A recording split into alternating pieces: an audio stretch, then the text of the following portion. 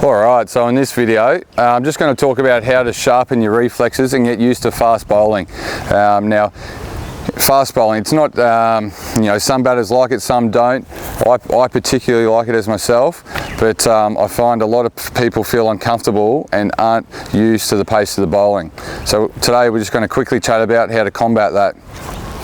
Now, I find obviously in the nets the bowlers feel a lot quicker than they are in the middle, and that's simply just because of the surroundings. The adrenaline's not as high, and basically, yeah, you're out there in the middle, you're obviously more switched on because it's in a game sense.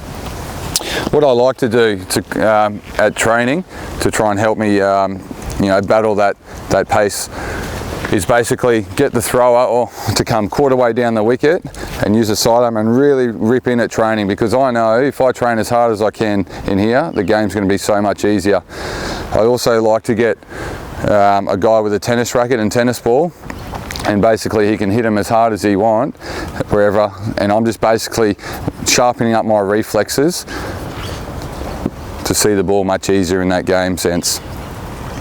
Also, the tennis balls don't hurt as much, which is a bonus, which allows me and gives me the confidence to get on the front foot and also play the pull shot. The last thing is also getting on the bowling machine. Obviously the bowling machine can be ramped up to very high speeds. I like to bat further down the wicket to give myself less time to hit the ball, and what I find is it just sharpens up everything in my body. And so when I go back to a full length pitch, I've got so much more time to play the ball. So there's a couple of little tips that you can use to utilise fast bowling. And that way when you get out to the middle of the game, you've already trained harder than what you're going to face the next week, and it's much easier in a game. Thanks guys.